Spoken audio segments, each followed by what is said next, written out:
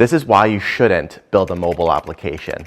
Building a mobile application sounds like fun, but you can do almost all of that on the web nowadays. Being able to use your camera or do video calls are compatible on almost all devices on the web.